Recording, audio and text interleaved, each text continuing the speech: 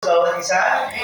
Good morning po. Ayan, ako ay nagpapasalamat din sa Panginoon sa pagkakataon na muli ay nakasama ko kayo sa ganito pong gawain. So ito yung aking first time na mag-speak sa sa ganito sa mission po. And no, so ang dami talaga mga nangyayari, no, sa mga paggawain ng Panginoon, no? Ang dami mga humahadlang, ang dami mga humihila para hindi tayo matuloy. Pero salamat sa Panginoon kasi sabi nga ay kung kalooban ng Panginoon, mangyayari at mangyayari. And so ngayong umaga po, alam ko ay ilang linggo na rin kayong nag-aral patungkol sa mission. So, huwag ko kayo mag-alala kasi dadagdagan po natin ngayon ang ating mag-aaral sa mission. Amen? So, ngayong umaga po ay inilito yung bawat isa na tumayo at ating basahin sa aklat ng Roma. Magtatagalog po ako. No, Roma chapter 10 verse 13 to 15. So,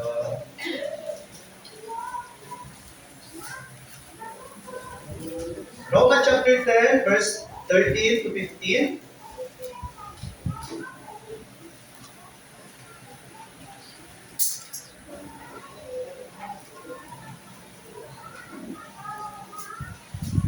Nakita na po?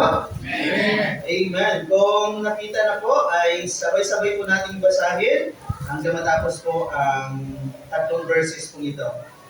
Okay, Roma chapter 10, verse 13 to 15. Ready basa? Sapagkat ang lahat na nagsisitawag sa pangalan ng Panginoon ay mga niligtas, paano mas sila magsisitawag doon sa hindi nila sinasampalatayan? At paano sila magsisipalataya sa Kanya na hindi nila napakinggan? At paano sila mag-ikinig na walang tagapangaral? Verse 15. At paano sila magsisipangaral kung hindi sila ang sinugo? Gaya ng nasusulat, anong pagkaganda ng mga paaliakong mga nadala na masasayang balita ng mga bagay na mabuti. Tayo po'y sandaling manalangin. Muli at ilang Diyos na makapangyarihan sa lahat, kami ay patuloy po na nagpupuri at nagpapasalamat sa pagkakataon na inyong binigay sa amin sa oras pong ito. Salamat Panginoon sa patuloy po sa pagbigay sa amin ng kalakasan, kagalakan Panginoon na tumungo sa lugar na ito pang kami ay sama-sama na magpuri at magpasalamat at ilang Diyos hanapin ang inyong kalooban sa umaga po nito. Pagpalain niyo po ang inyong salita, pagpalain niyo Panginoon yung gawain sa umaga po nito sa daling pangalan ng Panginoong Hesus. Amen. Maaari na po ang lahat. Okay, so ano nga po ba ang mission? Ano nga po ba ang mission? Noon po, akala ko yung mission is, ang mission is trabaho lang po ito ng mga leader ng church. At dati, pag sinabing mission, parang gusto ko pong mag-involve. Gusto ko sumama. No, pag nakikita mo po yung mga mission team, pupunta sa ganitong lugar, mission team na pupunta sa malalayong lugar. Now, masaya sila, masaya tignan. And sabi ko nga ay, kami, laking church po kami. And nasaksihan ko yung mga ganong mga bagay. And sabi ko, ang sarap sumama sa mission. No? And sabi ko one time, gusto ko rin sumama sa mission kasi masaya. Makakapunta sa ibang lugar, makaka-experience ng kasi parang feeling ko dati yung mission po is, sasama-sama ka lang, pupunta sa isang lugar. No? So, habang lumalago tayo sa salita ng Panginoon, ay nare-realize na hindi po pala basta-basta yung mission. Hindi po pala akala natin kapag ay isang mission ay sa ganitong kapag mayroong grupo, akala natin madali lang pupunta lang sa lugar na ito para magbahagi ng salita ng Panginoon. No, ikaw anong mission mo? Ay ako kasi yung kasama nila para magpaawit. Ako yung taga-tugtog. So, pero hindi po pala ito hindi po pala ito ay sinasabing madali na gawain ng mga mananampalataya. And sabi ko nga kanina, akala ko noon po yung mission is gawain lang ng leader ng church, gawain ng mga nag-lead sa church na mag-mission, at gawain ng pastor. No? Kaya pag nasabi, oy, may mission, para sa kanila lang yan. So, sa gawain ng Panginoon, ang dami ko pong natutunan. No? Tinanong ako kahapon eh, kumusta yung gawain? Ay, okay lang po. Ang dami mong natutunan. Sabi ko, sobra po. At wala pa po sa 1/4 yung natututunan ko sa mission. Pero po sobrang, sabi ko nga, kapag nag-mission ka, mahirap. Amen? Mahirap. Pero kapag pinagkatiwala mo sa Panginoon, no, napakasarap po ng pakiramdam. No, sabi ko nga po, ang mission po ay hindi lang po para sa mga pastor, hindi para sa mga leader. Even po sa akin ay na-realize ko rin po sa aking sarili na Lord, hindi ko rin alam kung ano yung plano mo sa akin. No? Ang mission po ay para sa lahat ng mga mananampalataya. No? Ang mission po ay para sa lahat ng mga mananampalataya. So lalo na sa mga nag-aaral ngayon, akala mo yung mission mo, baka mamaya, hindi pastor ako mag-involve sa church. Kasi ito yung gusto ko, ito yung gusto kong tapusin. Dito yung gagawin kong part ng aking buhay. No? Pero bilang mga mananampalataya po, sabi po, isang paalala sa akin, sabi po, no, your diploma is a blessing. But bilang mananampalataya, your calling from God is your true mission sa mundo po. Amen? So ako po, sabi ko nga, ayaw ko rin po dati sa gawain ng Panginoon. Ayoko dati sa gawain ng Panginoon at talagang umiwas po ako.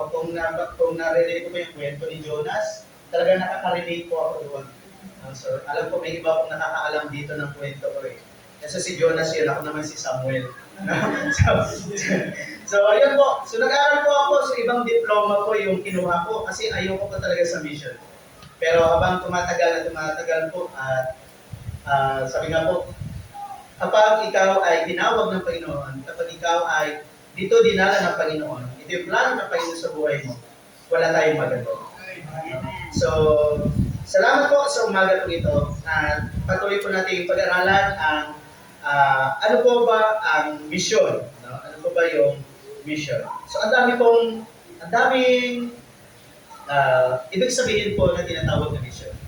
Amen? So, sa umaga po ito, so bilang mga mananampalataya po, ang iglesia po ito ay hindi lang po ito iglesia. Amen? Kundi bilang mga mananampalataya, tayo po ay tinatawag din ng isang sending station. No? So, ang mission po ay nagsisimula rin sa loob ng isang iglesia. No? Sa loob ng isang iglesia. So, hindi po ito gusali, tayo ay isang sending station. So, at katulad nga sabi ko kanina, hindi ito trabaho ng pastor. So, bakit po ba may mission? Kasi mayroong pangangailangan. Amen? Bakit may mission? Kasi mayroong nangangailangan. At bilang isang church po, na nakakaalam, bilang isang church na nakaranas ng pangangailangan na ito, dito po magmumula yung mission na inaatas ng Panginoon sa atin. Amen. Sabi ko nga kanina, ang iglesia is isang sending station ng mga mananampalataya para maabot yung mga taong nangangailangan. Amen. Sino po dito yung bunga ng mission? Amen. Amen? So, di ba po? So, yung mga taong dumating sa buhay niyo, yung mga taong nakarating sa inyo para makarinig ng salita ng Panginoon, ito po ay isunugo ng Panginoon para maabot tayo. It is mission. Amen. Sa mga bisita po na nandito, kayo po ay inabot ng mission. Amen. So sa umagang ito, mayroon pong pangangailangan yung mga tao. At yung pangangailangan po ng mga tao ay una po ang salita ng Panginoon. Amen. Sa point 1 na po tayo, yung pangangailangan ng tao una ay ang salita ng Panginoon. Pero papaano nila ito naging kailangan? Dahil lahat ng tao, tayo pong lahat, no, is mayroon pong problema. Lahat ng tao, sinabi ko sa salita ng Panginoon, ay ano po? Pupunta sa dagat-dagat. Dahil lahat ng tao, walang exempted, ay makasalanan. So, pero po, dahil po yung pinakapundasyon ng misyon, no? Ang sabi po sa John 3:16, gayon na lamang ang pag-ibig ng Diyos sa sanlibutan, kaya ibinigay niya ang kanyang buntong na anak, upang ang sino man sa kanya'y sumampalataya ay hindi mabahag, kundi magkaroon ng buhay na walang hanggan. So, paano po kaya ito malalaman ng mga tao na nangangailangan ng salita ng Panginoon?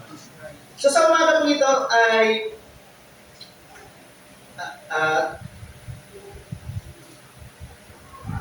pag-aaralan po natin ang kay Pablo po. So, si Pablo ay isang missionary, no? Isang tagasunod ng Panginoon, no? At ito po ay sinulat niya para sa mga taga-Roma, no? Mga mananampalataya sa Roma. So, ito yung mga Jew at yung mga Hintil. So, yung layunin po dito ay para pag-isahin ang mga mananampalataya. Pag-isahin ang mga mananampalataya. So, point number 1 na po, tingin ko nandiyan na po yan. So, point number 1, ang pangangailangan. So, yung kanina po, ano ang pangangailangan? Una po, ang salita. Ang salita, no, sabi po dito sa verse 13, sapagkat ang lahat na nagsisitawag sa pangalan na Panginoon ay mga liligtas. So, pero paano po sila makakatawag kung hindi narinig ang salita ng Panginoon? Paano sila tatawag kung hindi alam kung sino yung tatawagin? Amen? So, ito po yung pangangailangan. No? So, dito po sa sinabi ni Pablo, so napakalinaw po na yung pagpili, no, yung pangako ng Panginoon ay wala pong pinipili. Yung biyaya ng Panginoon ay hindi po limitado. Ito po ay para sa lahat. Amen? Ang sabi po, lahat ng nagsisitawag. Amen? So lahat, ibig sabihin, lahat ng tao sa mundo nito, mayroong pangangailangan. No? Mayroong pangangailangan at ang pangako ng Panginoon sa mga tao ay walang pinipili ang kanyang biyaya. Ano man po yung lahi, ano man po yung kasalanan, at ang lahat ng tao ito ay mayroong karapatan upang maligtas. So, kung ang kaligtasan naman po ay para sa lahat, amen? Sa pangangailangan ng tao, yung kaligtasan po ay para sa lahat, bakit marami pa rin ang hindi nakakaalam? So, as a church, no, tayo po ay yung sending station na maaaring isa sa inyo, dalawa sa inyo ay pupunta sa isang lugar upang maabot yung mga taong itong hindi pa nakakaalam. Ito po yung pangangailangan ng tao. Kailangan may dumating. Kailangan makita. Kailangan malaman nila. No? Hindi po natin pwedeng sarilinin. Hindi mo pwedeng itago yung mabuting balita dahil ito ay biyaya ng Panginoon. Biyaya lamang ng Panginoon. Kaya ito rin po is isang challenge sa atin para ibahagi ito sa iba.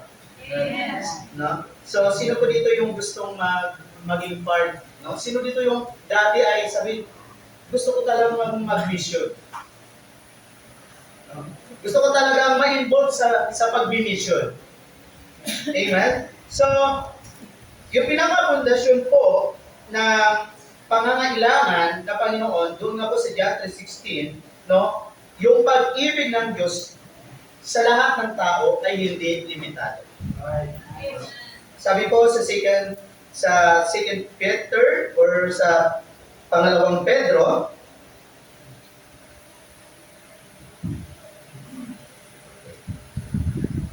okay, pangalawang Pedro chapter 3, verse 9.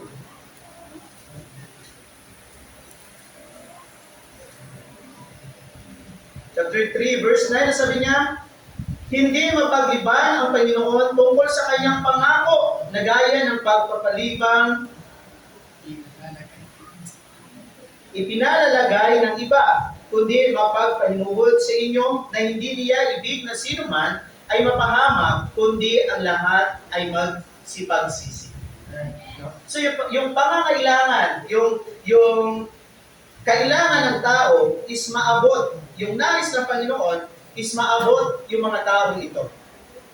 So yun po yung pangangailangan ng tao. And then sa Gawa po, sa Gawa chapter 1 verse 8, Gawa chapter 1 verse 8, sabi niya, datapwat at tanggapin ninyo ang kapangyarihan pagdating sa inyo ng Espiritu Santo, at kayo'y magiging mga saksi ko sa Jerusalem, sa buong Judea at sa Samaria, at hanggang sa kauli-ulihang hangganan ng lupa. No? Ito po yung pangangailangan ng tao, ang salita ng Diyos. Amen? So, ang paa na may misyon. No? Ito po, point number 1, pangangailangan ng tao.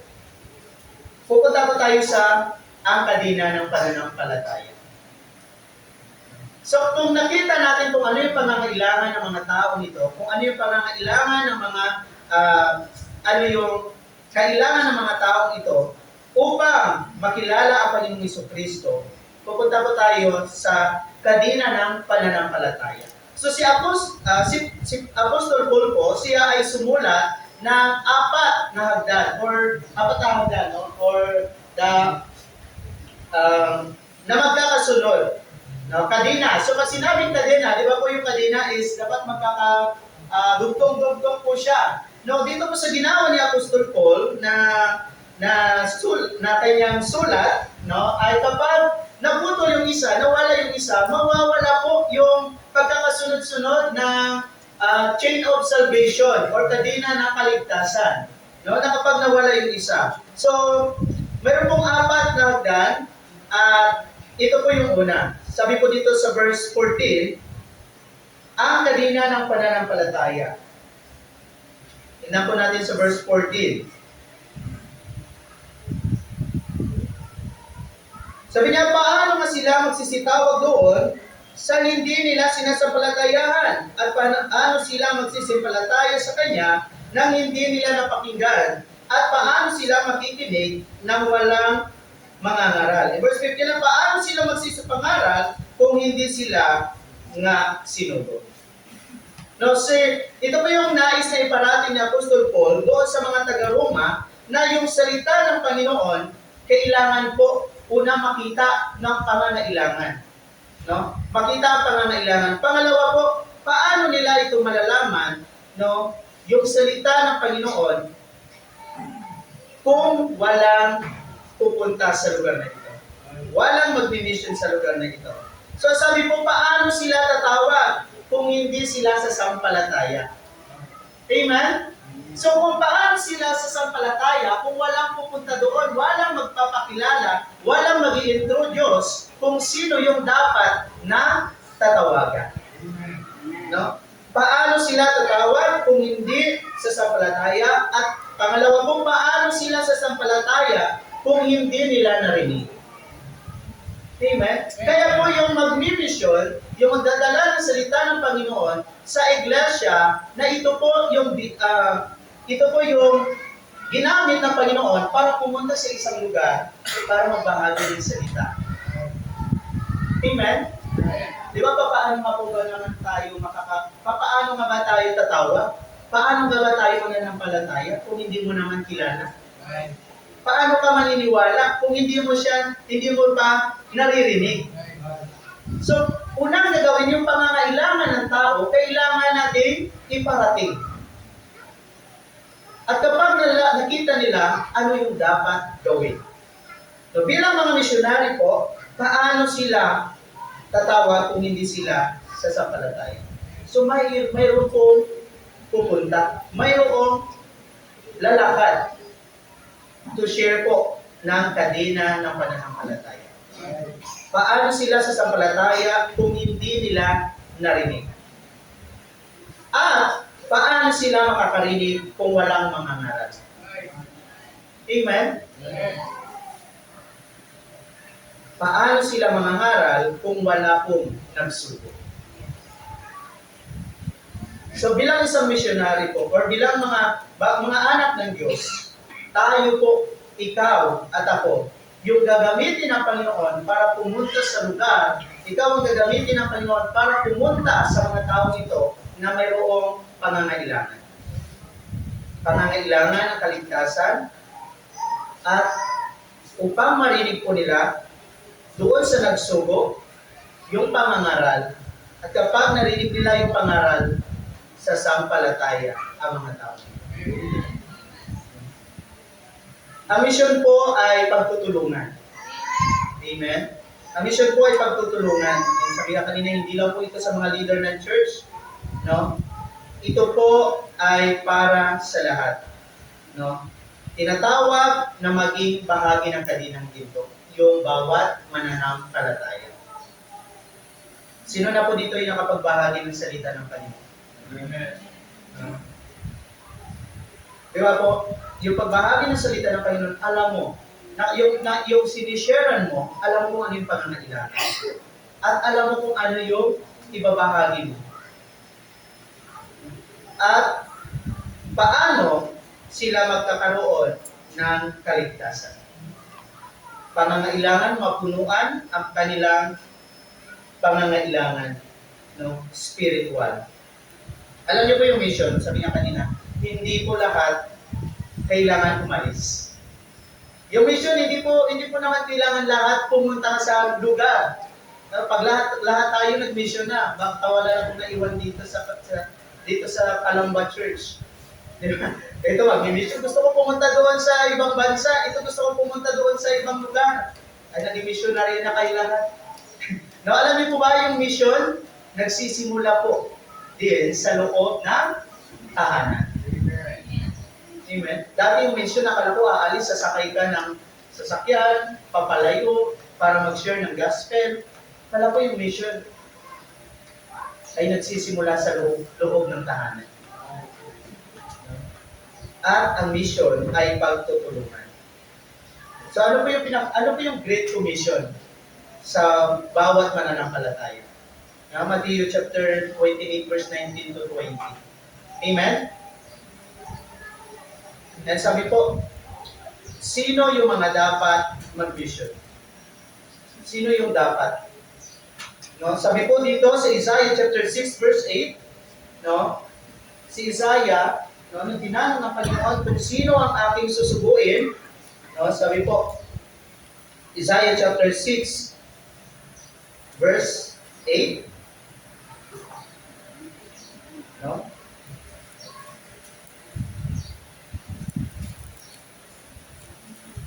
Isaiah chapter 6 verse 8.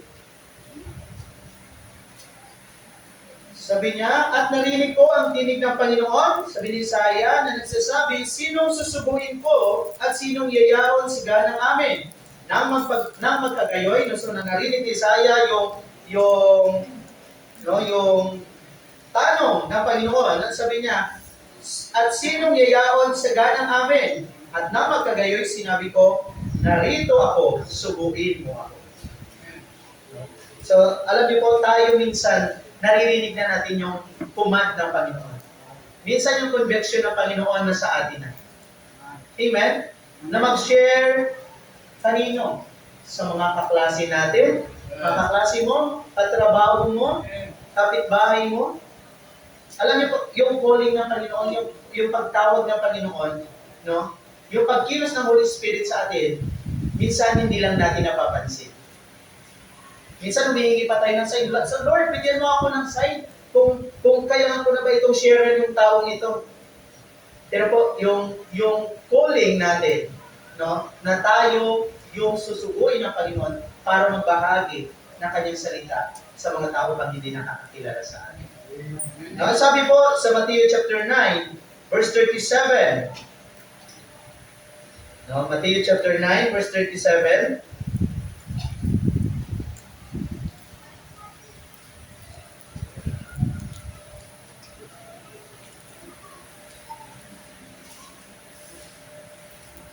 Sabi niya, Matthew chapter 9, verse 37, nang magkagayon sinabi niya sa kanyang mga alagad,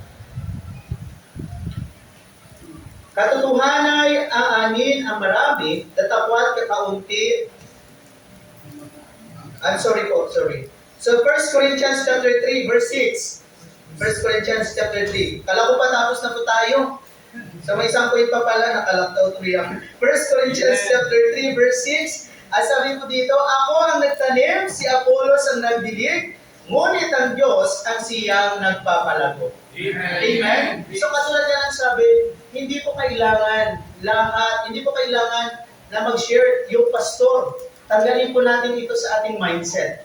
Hindi kailangan ang mindset natin, nandiyan naman si pastor, nandiyan naman yung mga missionary sa church, nandiyan naman yung leader ng church.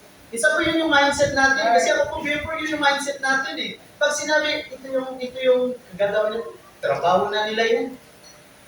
Sila yung nasa church, pero po pala hindi. Yung gagawin natin, to share ng gospel sa mga taong ito, at kung hindi mo man ito mapagpatuloy, maaaring ipagpatuloy ko rin ito na ito. Upang lumago. At yung Panginoon po, alagaan, patuloy na alagaan, patuloy na italin yung salita ng Panginoon at yung Diyos yung magpapalago sa kanila. So, alam niyo po yung mission, sabi ko nga kanina, hindi siya madali. No? Kasi kami po sa church, na-experience din po namin ito. Yung church po namin sa Palawan, actually po nagkaroon ng maraming struggle. No? At ito po yung mga time na umuwi po ako doon. Sabi ko nga, siguro nung time na umuwi ako, yun lang yung time na nagkagulo-gulo na yung church. So, kasi po biglang nagkaroon na po ng mga naririnig na yung isang church, sila daw po yung nagsimula noon, yung isang church, sila daw po yung nagpatuloy, naggulo na po. Sabi ko po sa member, sige, kasi hindi na rin po namin alam yung kwento. Sabi na, sige, kung sila yung nagpatuloy ng church, salamat sa Panginoon. At sila yung nagsimula ng church, salamat sa Panginoon. Pero yung pinaka-importante ngayon, sino yung nagpatuloy?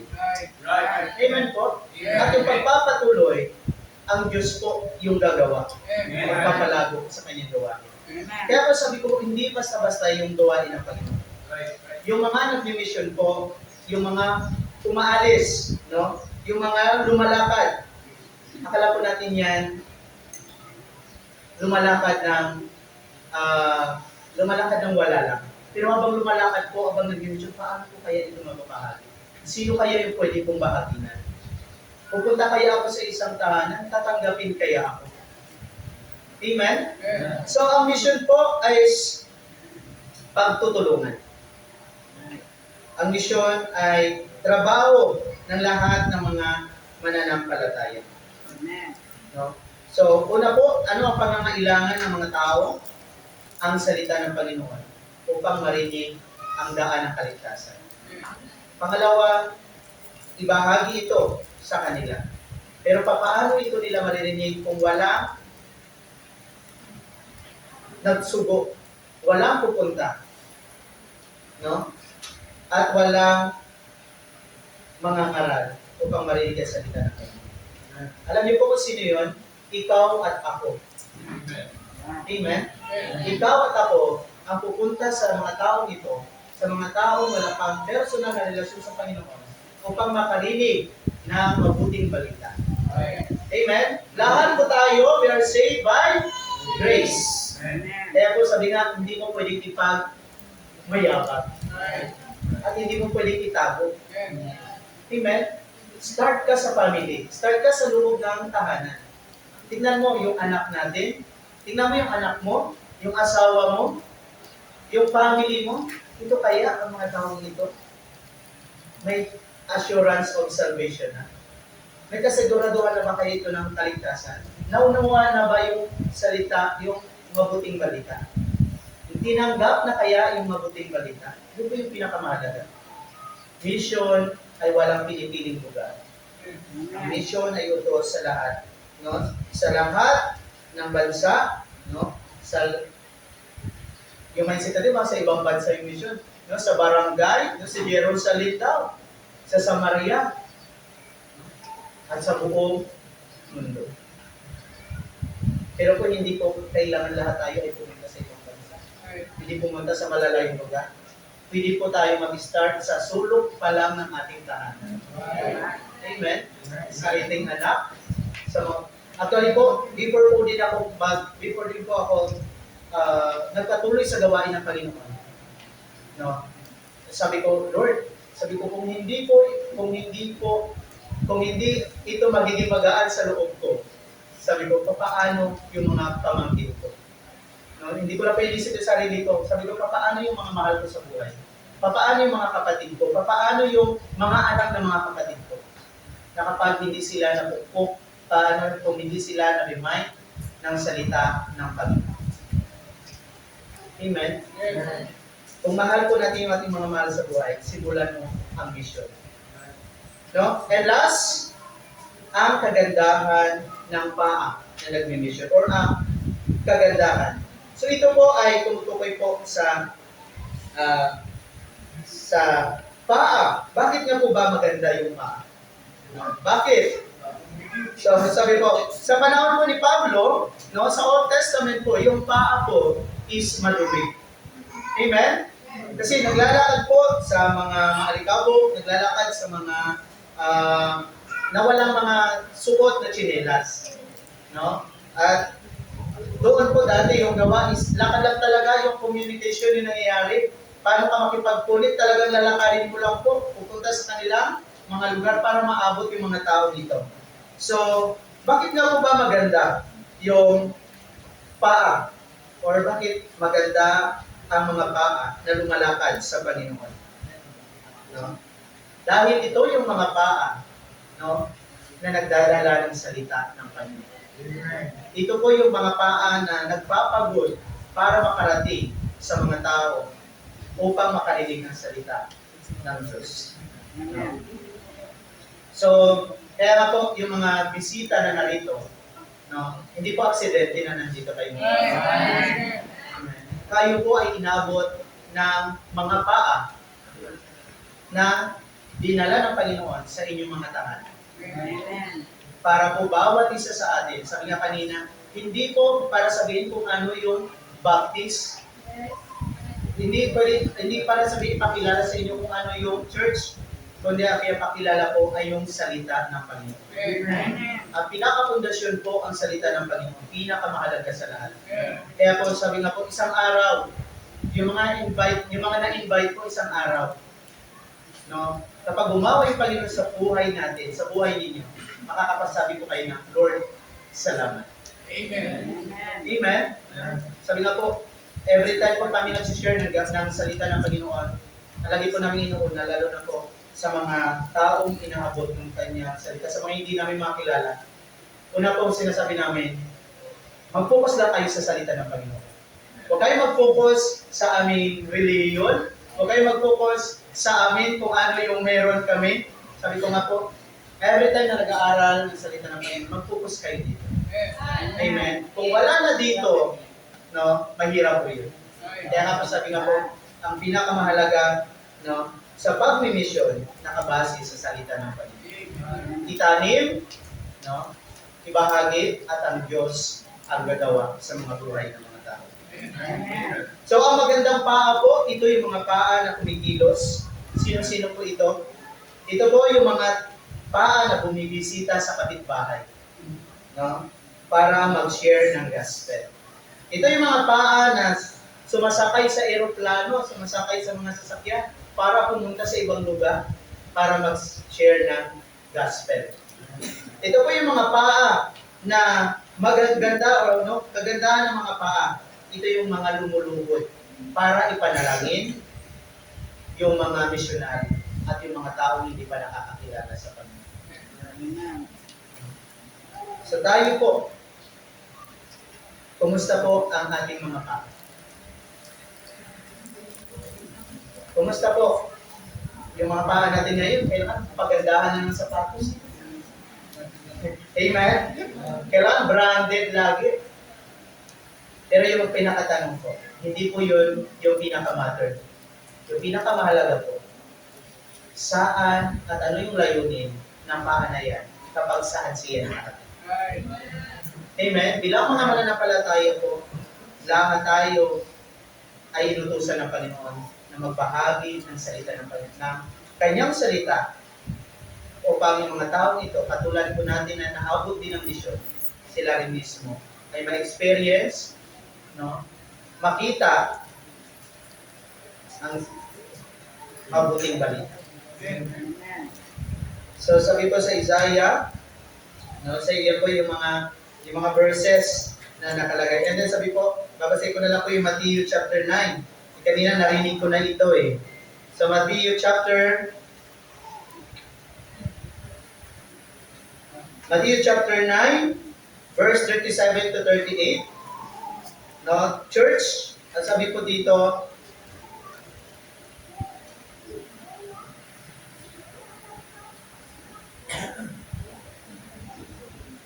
37, na magkagayoy sinabi niya sa kanyang mga alagad, katotohanan ay aanihin ay marami, datapwat kakaunti ang manggagawa. Idalangin nga ninyo sa Panginoon na aanihin na magpadala siya ng mga manggagawa sa kanyang aanin. No? Amen? Amen? So, ito po yung isang problem din ng church. No? Na napakadami po. No? Napakadami yung mga harvest. Napakadami mga aanihin. No? Naalala ko dati, kapag sino po dito naka-experience mag-ani ng palay? Ayun, si Nanay Carmela. Alam niyo po ba na ang pag-ani ng palay ay hindi madali? Kapag ilang sako yan yung tinani mo, may tinatawag sila yung per sako po yun, or alam niyo po yung lata ng biskwit. May tawag po sa amin po, gantangan yung tawag doon. So, ilang gantang po yun ang lata na gano'n, yun po yung mayroong 10 na lata na gano'n, 10 gantang, 15 gantang, gano'n po yung itatanim nila. At kapag tumubo po yun, sobra-sobra po yun sa 50 na sako or 100 sakpag po yun. No? At kami dati po may ganun din, tatay namin sa nanay. No? So, kunti lang kami na mag-aani, so yung gagawin, mag-i-invite pa kami para mabilis matapos. Mag-i-invite pa kami para lahat yun ay matapos namin sa ganitong araw. Kasi kapag hindi mo naabot yun ng ganitong araw, no, yung mga palay po, bagsak na po yun at hindi mo na yung maaani ng maayos. No, kailangan nakatayo ka pa habang nag-aani. Pag lampas na po yun, nakayuko ka na habang nag-aani kasi tumbahan na po siya lahat. No, so, sa ating mga mananampalataya, bawat churches nangangailangan ng maraming taga-harvest. Amen? At kung ikaw po ay hindi makasama sa mga misyon, yung harvest po natin sa ang sulok ng mundo ay napakarami. At ikaw at ako, yung mayroon pong obligasyon sa bagay. Tayo po, yung inutusan ng Panginoon para magbahagi, mag-harvest, no, ng mga taong wala pang personal na relasyon sa Kanya. Mission po, maaaring dito ka sa church, pero pinagdarasal mo ang mga missionary. Yes po. Pinagdarasal mo yung mga unreached people, yung mga hindi pa nakakabot ng salita ng Panginoon. Isang araw, sila ay makarinig ng salita ng Panginoon. Mission is not about po hindi lang po sa pag-alis, kundi to support ng fund sa loob ng church. No? Sabi nga po, ang piso mo, mayroong pakpak. Paano nga naman makakaalis yung mga missionary? No? Paano sila makakasakay? Lalo na mahal na ngayon yung gasolina. No? Mas tumaas na yung pamasahe. Amen? Paano makakasakay kung walang pamasahe? No? Kaya nga po, yung binibigay ninyo sa mission, no? Yung piso, malayo po yan yung nararating. Amen. At doon sa din natin po, hindi lang po siya nakarating. Hindi, malaki po yung impact, malaki po yung nagagawa sa mission kung saan ka inilagay ng Panginoon. Amen. So, and sabi nga po, mission ito yung pagsunod mo sa salita ng Panginoon, pagsunod mo sa command ng Panginoon, go para magbahagi ng kanyang salita. Amen. So pray, give, and go sa mission, sa gawain ng Panginoon. Tandaan po natin, church, mahalaga po ang pagpapahayag ng salita ng Panginoon. Bilang mga mananampalataya, yun po yung ating mission sa mundo ito. Kaya ito yung mahalaga, pinakamahalaga, ang pagpapahayag ng Ebanghelyo. Lahat ng mga mananampalataya ay mayroon pong papel, sa mundo. To share the gospel. To share the good, mabuting balita sa mga tao. Amen? Amen. So, ngayon po, isipin mo kung sino pa yung mga taong kailangan mong maging part ng iyong mission. Yung mga taong sa kapitbahay. Amen? Alam niyo po, mahirap mag-mission kapag hindi natin sinimulan. Yan po yung lagi itong challenge sa mga sa church. Sabi ko, alam natin yung mission at alam natin yung pinapagawa ng Panginoon. Takot tayo. Amen? Totoo po, kapag tayo nag-mission to share the gospel, nandun po yung takot. Nandun po yung hiya. Bakit? Nahihiya tayo, baka sasabihin na makabanal mo naman, nakasabihin ko. No, yun po yung pwede natin maging ma-disappoint tayo. At natakot tayo, baka layuan tayo ng mga tao itong pwede bahaginan natin sa salita ng Panginoon. Maaaring magalit sila sa atin. Pero sabi nga po, yung salita ng Panginoon, every time na nag-mission, patuloy lang ibigay sa kanila na hindi ikaw, kundi yung salita ng Panginoon, yung iyo ibinabahagi sa kanila. Amen? Gawin lang natin ang ating part bilang mga misyonary ng Panginoon sa mundo ito para marami pang mga kaluluwa ang makakuha. Amen? Tayo po'y manalangin. Salamat, Panginoon, sa umaga po ito. Salamat sa inyo sa kita. Pagpalain niyo po ito na maging daluyan ng kalakasan sa aming buhay spiritual at kayo patuloy na maluwalhati sa aming mga buhay. Sa mga Panginoong dako ng mundo, sa inyo man kami, Panginoong, inilagay, gamitin niyo po kami upang bahagi rin ng salita. Ito pa kami sa magdalangin sa kanyang pangalan ng Panginoong Jesus. Amen. Maganda ang umaga po.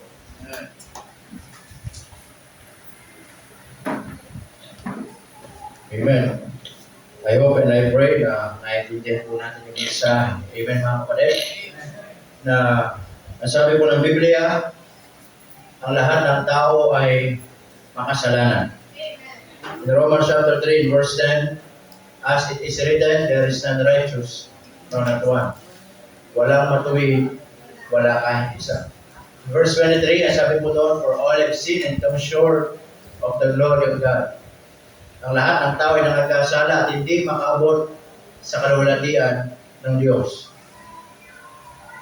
Ibig kong sabihin, ang tao po ay, katulad po ng mensahe kanina, meron pong dakilang pangangailangan.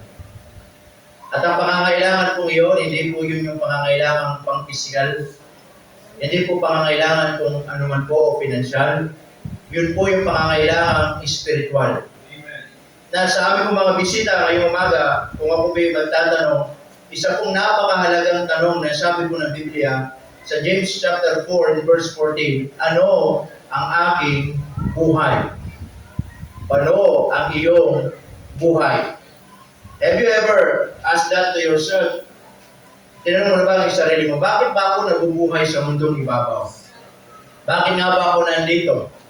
Para lang ba magtrabaho, kumita, maabot na lang mga gusto ko sa buhay, mga pangarap ko sa mga anak ko, magawa lahat ng mga gusto kong gawin sa buhay, at kapag ako'y namatay na, ay total hindi ko na rin naman alam, bahala na sila, pero nakakasigurado po ba tayo na hindi natin nalalaman pag tayo'y namatay na, hindi na natin nalalaman? In Hebrews chapter 9, verse 7, ang sabi po doon, as it is appointed unto man once to die, and after that, the judgment. Amen po ba mga kapatid? Meron pong taong mayaman sa Biblia, sinikap niyang magtrabaho ng buong buhay niya. And then, lahat ay naging okay na lahat. Nakita niya malago na lahat.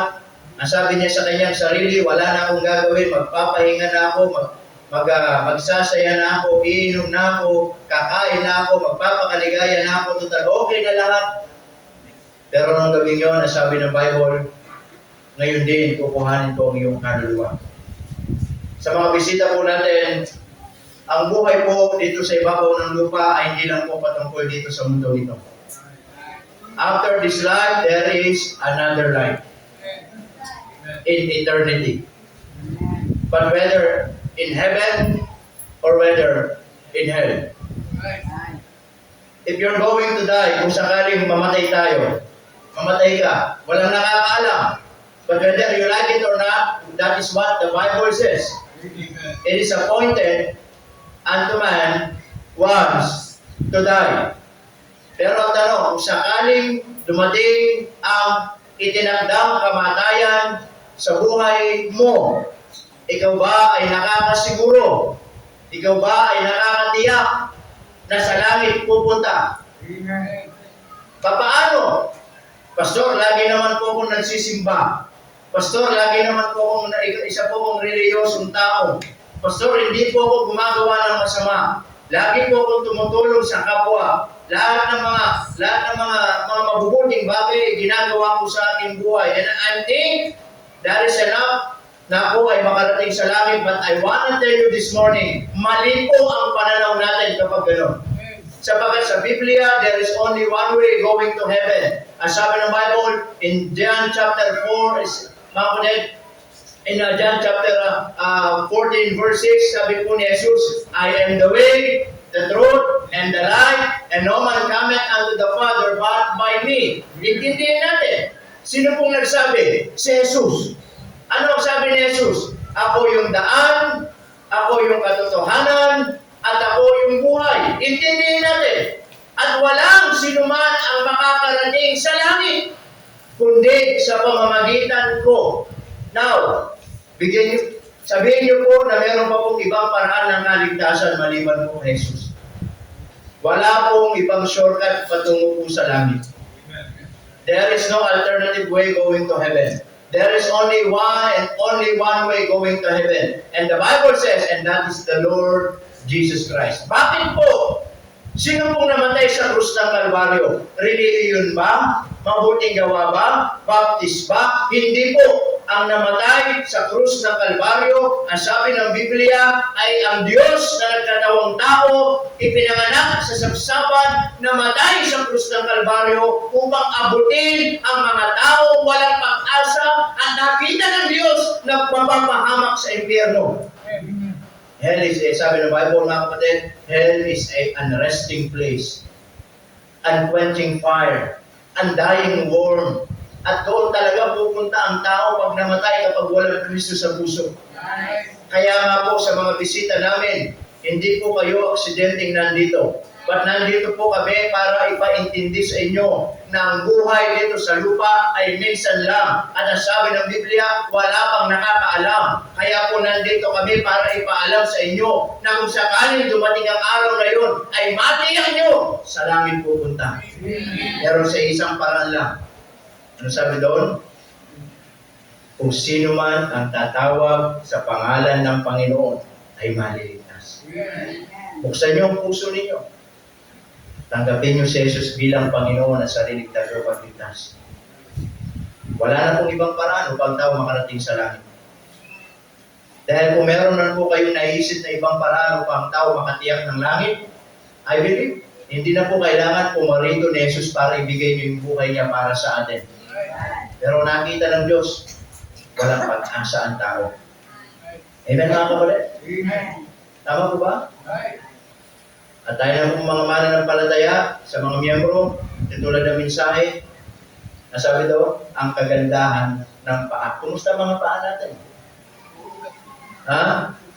Puro gawang na, ingkrong na, puro ugat na, parang luya. Ano? Kumusta mga paa natin? Bagong cutics. Ano ba yan? Manicure, foot spa, di ba? Lalo na yung mga magulang, kalma lang. Hindi kayong gagraduate, mga anak nyo. Kalma lang, kalmahan nyo lang sarili. Ha? Ang gagraduate, mga anak, at hindi mga magulang. Ano, hindi ano, naka revans, naka-protex, tapos yung anak akit sa stage, hindi pa nakasuklay. Kalma lang, sila pong gagraduate, hindi po kayo. Ha? Tama mo rin? Anyway, kung sa mga paa natin, nakagandahan ng paa. Sabi na binasa natin mga kapatid, ay yung mga paa na yan ay mayroong purpose ang Panginoon. Amen? And beautiful faith remind us, number one, mga kapatid, we have a message to them. That there is only one Savior who died on the cross. Amen mga kapatid? Who took our place. He gave Himself para po sa atin. Tama po ba? And we have a mission to fulfill. Sabi ng Bible, go ye into all the world. We need to fulfill that. Wala na po ang Panginoon Jesus dito. Nung siya nandito, siya ang gumagawa. Pero siya bumalik sa langit ngayon. Tayo ngayon ang kanyang mga manggagawa po dito. Amen mga kapatid? At kailangan nating tapusin po yun. Whether by death or by rapture. Kailangan yung mission na ibinigay ng Panginoon sa atin, matapos natin. We have a mission, mga kapatid, to fulfill. And a beautiful faith reminds us that we have a method to use. Tama? Hindi tayo, mga kapatid, maghihintay lang dito ng tao, maghihintay lang kung sinong pupunta, hindi po. Sabi, go. We need to go. Amen, mga kapatid, that is the only method that iniwan ng Panginoon. Wala na pong iba. Go and share the gospel. Kaya hindi tayo naniniwala sa mga doktrina ng mga Calvinist. Tama? Tayo naniniwala sa mga paniniwala. Total ang Diyos ay pag-ibig. Alam na ng Diyos sino pupunta sa langit at sa impyerno. Maghintay na lamang, wala na tayong gagawin. Pinili na ng Diyos sino pupunta sa langit. Ang kapatid, hindi po. Amen mga kapatid? Ikaw, tanungin ko, pinili mo ba na maligtas ka? Tanungin kita, ikaw, paniniwalaan natin yung ganung paniniwala. Kung tatanggap ikaw, pinili mo ba maligtas? Ikaw nga, hindi ka makakapaniwala na naligtas ka eh. Pero paano ka naligtas? Because somebody went to your house, someone knocking to your door, someone shared the gospel. Amen mga kapatid? That is the method na ibinigay ng Panginoon. Mga kapatid, sa mga miyembro, sana po ang mensahe ngayong umaga mag-ilaging hamon sa atin. Amen mga kapatid? Na ito yung dakilang tagubilin na iniwan ng Panginoon. Amen po ba? Na kailangan nating gampanan. Hindi natin ipagkikilala ang ating simbahan o man, kundi yung pangalan ng ating Panginoong Jesucristo. Tayo pong lahat ay tumayo, tayo po'y manalangin sa Panginoon. As we close, let's pray. Dakila namin Diyos na banal at makapangyarihan po sa lahat. Panginoon, marami pong salamat ngayong umaga. Salamat, Panginoon, sa inyong patuloy na biyaya sa buhay po namin. And we thank you, Lord, for the message that you imparted to us through Pastor Samuel. Thank you, Lord, for the wonderful message, especially that remind us about how to have a beautiful faith. Panginoon, dalangin ko ngayong umaga, mangusap po kayo. Una, sa amin po mga bisita, hindi po aksidente na inimbitahan po kayo. I believe the very purpose why you are here this morning ay yung ikaw ay makarinig ng salita ng Diyos. Na maging malinaw sa iyo na ang buhay sa mundong ibabaw ay napakaiksi lang. At ang buhay ay mayroong tiyak na patuturuan. Langit o impyerno. At sana ngayong umaga, kung sakaling hindi mo pa alam kung mamatay ka, sa langit pupunta, huwag mo nang ipagpabukas. Huwag mo nang ipagmamaya. Ngayon, ang araw ng katiyakan na na malaman mo ang patungkol sa langit. Kailangan mo lang buksan ang iyong puso. Tanggapin si Jesus sa puso mo bilang Panginoon sariling tagapagligtas. Nasabi ng Biblia kapag yun ay ginawa mo, ikaw ay may buhay na walang hanggan. Hindi mabuting gawa, hindi reliyon, hindi kayamanan, hindi sa mga anumang paraan na naiisip natin. Sapagat meron lamang kung isang paraan na ibinigay ng Diyos upang ang tao ay maligtas. Nasabi ng Biblia, nasabi ni Jesus, ako yung daan, ako yung katotohanan, ako yung buhay, at walang sino man ang paroroon sa Ama, kundi sa pamamagitan ko. Kung sino man ang sa Kanya sumampalataya, hindi mapahamak, kundi magkaroon ng walang hanggang buhay. Sa amin pong mga bisita, nais mo bang tanggapin si Jesus sa puso mo bilang Panginoon at sariling tagapagligtas? Kung meron po, pwede bang itaas ninyo ang kamay ninyo? Kasi po, nakapikit po lahat. Wala pong titingin sa kabila. Wala pong titingin sa katabi o saan man. Just raise up your hand at ipapanalangin kita.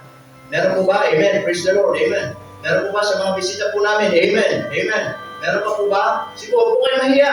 Ito po ay napakahalagang maging desisyon natin ngayon. Nasabi ng Biblia, bukas ay maaaring huli na. Ngayon ang araw ng kaligtasan. Meron pa po ba? Amen, amen. Doon po. Amen. Mga taga-real, amen. Praise the Lord, amen. Meron pa po ba? Amen. Sige po. Papanalangin ko po kayo. Amen. Meron pa po ba? Ako po ay mananalangin at pwede po kayong sumunod. Na pwede ninyong angkinin ng sa inyong sariling panalangin sa puso ninyo. Nasasabihin nyo lamang mga pananalitang ito. Panginoong Diyos, marami pong salamat sa oras kong ito. Na ako po ay nakarinig ng malinaw na paraan ng kaligtasan. Panginoong Diyos, kinikilala ko po ang aking sarili na hindi ko po kayang iligtas ang aking kaluluwa. Panginoong Diyos, salamat po na kayo po ay namatay sa krus ng Kalbaryo para po sa akin. Panginoon, sa oras kong ito, binubuksan ko po ang aking puso at kayo po ay aking sinasampalatayanan bilang aking Panginoon at sariling tagapagligtas. Marami pong salamat sa buhay na walang hanggan na ipinangako ninyo sa oras po ito. Manalangin lang po ako, Panginoon. Salamat po sa mga nagsitaasa ng kamay. Pagpalayo po sila at naway naging totoo sa kanilang mga puso. Sa pangalan ni Jesus. Amen. Sa mga miyembro ngayong umaga, kumusta po ang ating mga paa? Sana sa mensahe, pinagpala tayo ng salita ng Diyos ngayong umaga. Habang tumutugtog ang piano, pwede pong ang altar po ay open and the invitation is ongoing. Marahil gusto mong manalangin sa Diyos ngayong umaga. Sabi ng Bible, the harvest truly is plenteous, but the laborers are few. Pwedeng panalangin mo ngayong umaga, Panginoon. Pwede ka lumapit at mangako sa Diyos, mag-commit sa Panginoon. Panginoon, ako'y maglilingkod. Ako po ay gagampanan ko yung dakilang iniatang ninyo. Nanaunawaan ko, Panginoon, bilang miyembro ng simbahang ito. Na marami pa pong mga kailangan mabuti. Mga kaluluwang napapahamak. Kaluluwang mga nangangailangan pa po ng kaligtasan. Gamitin niyo po ako, Panginoon. Na katulad ni Propeta Isaiah, Lord, here am I, send me. If that is your prayer, you may come. Amen. You may come. Pwede kang manalangin. Young people, you may come. Pwede kang lumuhod. Pwede kang magpupit sa Panginoon ngayong umaga. Huwag mong sayangin ang lakas mo. Huwag mong sayangin ang pagkakataon na binibigay ng Panginoon na ikaw ay gamitin ng Diyos sa kanyang dakilang tagubilin. Go into all the world and preach the gospel. Meron pa po ba? Hindi ito gawain ng pastor. Hindi ito gawain ng mga leaders. Ito ay iniwan ng ating Panginoong Jesucristo sa iglesia. Na lahat tayo mayroong responsibilidad. Lahat tayo ay mayroong tungkulin. At lahat tayo ay mayroong pananagutan sa harapan ng ating pong Panginoong Diyos. Sabi ng ating tagapagsalita, akala natin ang mission, kailangan mag-isip tayo ng malalayong lugar. But mission, it can start to your house. Dahil mong simulan sa iyong tahanan. Mga mahal mo sa buhay na hindi pa nakakakilala, you can share the gospel to them. Mga estudyante sa mga kaklase ninyo, you can share the gospel to them. Sa mga saved loved ones, you can share the gospel to them. Pwede natin simulan sa mga taong nakapalibot sa atin, mga taong malapit sa atin, na ipakilala natin na merong Jesus na namatay sa krus ng Kalbaryo para po sa kanila. Meron pa po ba? Meron pa po ba? Panginoon Diyos, marami pong salamat sa umaga nito. Salamat po sa inyo pong biyaya. Salamat po sa mga salita ninyong narinig po namin, naging paalala po sa amin. Salamat po muli sa mga bisita namin. Panginoon, panalangin ko po na ito ay hindi po mawala ng kabuluhan. Ito'y magiging pagpapala at bawat napakinggan namin. Hindi lamang po namin marinig. Ito po'y tumimok sa aming mga puso at aming pong ipamuhay sa paglabas namin sa simbahan ito. Pagpalain po kami, pagpalain po ang bawat isa. Ito po ang aming samot na langin sa matamis na pangalan ng aming Panginoong Jesus. Amen. Amen. Praise the Lord. Pinagpala tayo. Say amen. Amen. You may now take your seat at magpapatuloy tayo. Pagkatay sa mga